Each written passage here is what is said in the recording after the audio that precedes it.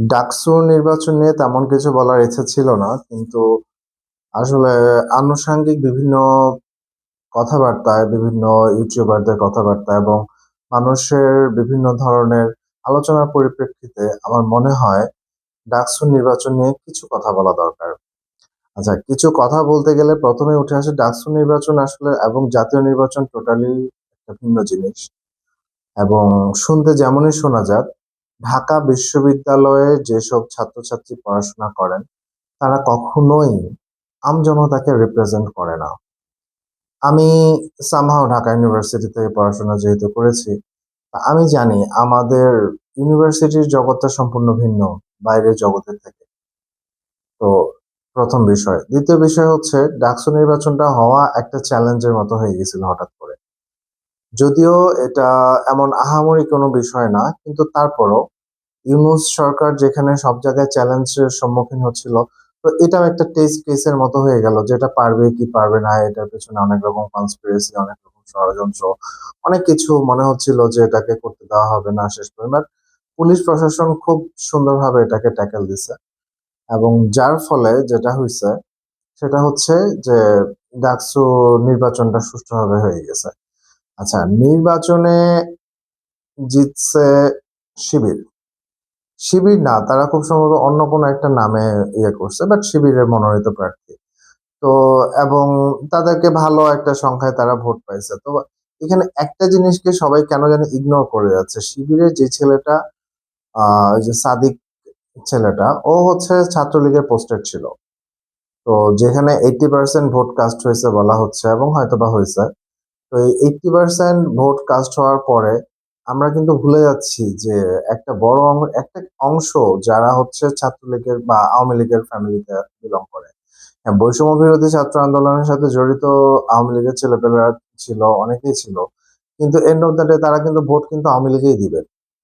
তো ওদের একটা ভোটকে ইগনোর করার কোনো সুযোগ নাই এবং আওয়ামী লীগের ভোটগুলা 100% ওরা ইয়েতে দিয়ে দিছে, শিবিরে পাইছে।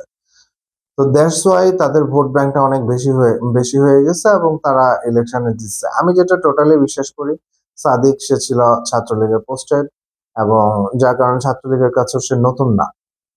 তো এখানে আসলে আমি বলব যে ছাত্রলীগ এবং জামাত শিবির এবং সাধারণ ছাত্রদের একটা অংশ মিলায়ে হচ্ছে তারা জয় পাইছে। That's good enough.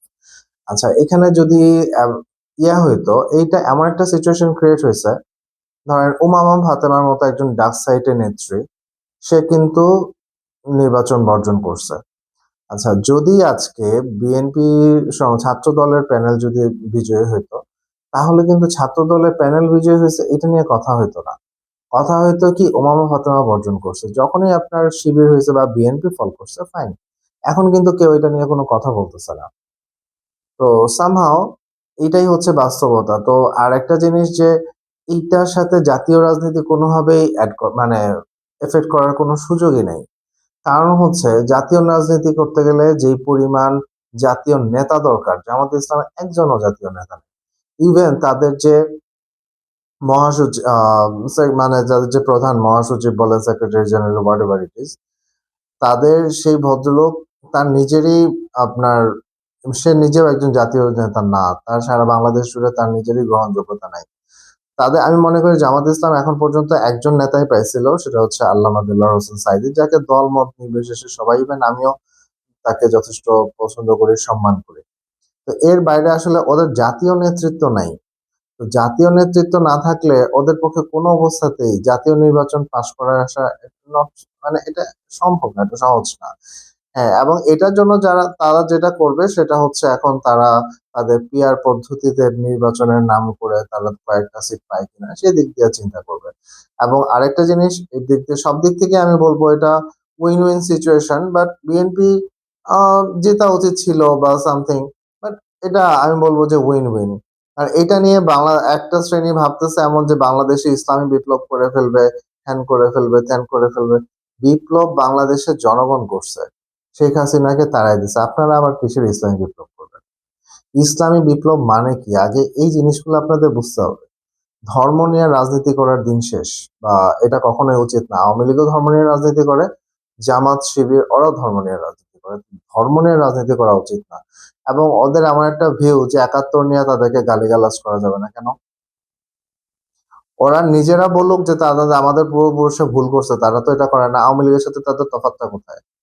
ওরা নিজেরা বলুক যে আওয়ামী লীগের থেকে মানে আমাদের যারা যা করছে, নিজামী, গোলাম আজম এরা যা করছে আল্টিমেটলি সেটা ভুল করছে। বাংলাদেশের বিপক্ষে অবস্থান নেওয়া, স্বাধীন বাংলাদেশের জন্মের বিপক্ষে অবস্থান নেওয়া সেটা ভুল ছিল।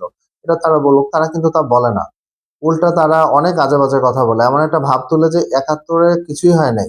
ভাই ৯ মাস মানুষজনকে কি পরিমাণ কষ্ট করছে, কি পরিমাণ করছে একটু পূর্বপুরুষের কাছে জিজ্ঞেস করলে, বাবা-মার কাছে জিজ্ঞেস করলে শুনতে পারবেন আপনারা। আর যদি আপনারা ওই রাজাকার ফ্যামিলিতে বিলং করেন তাহলে তো আমাদের কিছু করার নাই। তো এন্ড অফ দ্য ডে জামাত এবং জামাত শিবির তারা কখনোই বাংলাদেশের জনগণের পপুলার সাপোর্ট পাবে না। এই ইলেকশনে দিচ্ছে, এই আপনার একটা ক্লাস ক্যাপ্টেনের বড় ভার্সন, আপডেট ভার্সন ইলেকশনে, ডাকসুর ইলেকশনে দিচ্ছে, এটা কিছুই আসে যায় না।